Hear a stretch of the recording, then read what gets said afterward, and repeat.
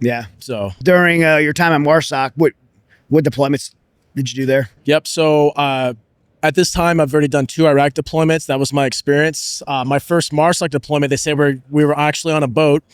So we're floating over. We're supposed to be going to Iraq. And they're like, Houdini, we're going to Afghanistan. I'm like, whoa, this is a big deal. We're going to Afghanistan? Like, yeah. I've heard of Afghanistan, right? That's it.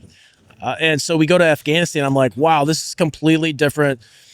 Just experience, like completely different war fighting, completely different TTPs. You know, I went from a very foot mobile operation to strictly vehicle mobile operation, meaning staying in like gun trucks and doing 3-day combat reconnaissance patrols, you know, hitting all these villages, doing whatever we're doing. And it was just a weird, I'd never been a trunk monkey. You know, I slept in the back of a gun truck, you know. I had a 240 Golf on a swing mount, and I had a 50 cal Barrett on a swing mount. And so I lived back there. That was my safe space.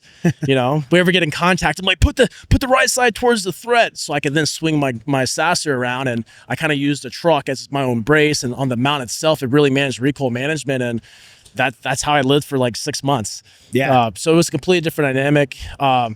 Did one feel more dangerous than the other? Did one have a mission that you, like when I say one, Iraq, Afghanistan? Afghanistan was more dangerous. Iraq was more brutal. Yeah. Iraq was way more close to close for me in my experiences. Yeah. I mean, just amount of carnage that existed in reality, because unlike other towns or like other conflicts, we go in, we do whatever we're doing. You know, if we're in conflict, you know, we do what we do and we extract. Where in Fallujah, we did what we did, but we stayed there. So Fallujah, I mean, we had a case. I mean, literally Doug Zimback. I have a picture, a tattoo of a dog holding a hand in its mouth. From Doug Zimback said, the dogs of Fallujah will go fat off of feasting off the dead bodies we lay to waste. And so that type of brutality truly existed. I mean, we would stack. There were so many bodies that were, you know, enemy combatants neutralized, that we'd have to go and like move their bodies to clear our range of fire. In Afghanistan, it was not like that. We found, you know, for me, my experiences was less fighters, more calculated, and more distance. It was a completely different dynamic. And then with Afghanistan, the pressure plate game really kicked off. So those were all new experiences for me. Plus my first Afghan deployment, we were dealing with a lot of Russian mines, like old Russian mines from their occupation. Everywhere, yeah. And so we'd always have like tires, thank God they were buried too deep or really old or faulty. Like we'd have like rear ends blow up, and it was just a weird experience. But all my MARSOC deployments but one was all Afghanistan. So we went, it was just back to back Afghanistan. That was before we got regionally aligned. So once we had 3 full battalions and we had our pipeline where we actually created critical skills operators, CSOs, Marine Raiders. Yeah.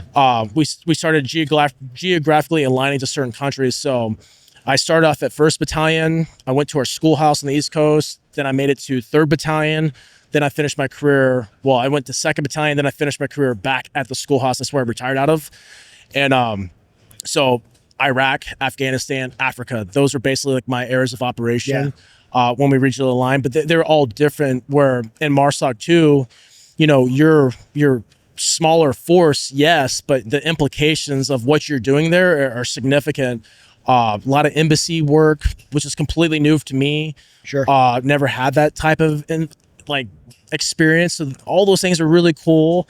So I got to live out a bunch of like movies I saw as a kid, you know, as I'm still a kid doing all these things. But it's just completely different. Afghanistan was really, the dangerous side of Afghanistan was our missions were, I would say, more complex. So like flying into enemy territory, doing a long patrol into an objective site just to create, just to do disruption missions. Like, I don't know about you, bro, that's sick. Like my only job is to get in undetected and then fight like hell for the next few days while a commando team goes in and inserts a special operations team to create a village stability operation.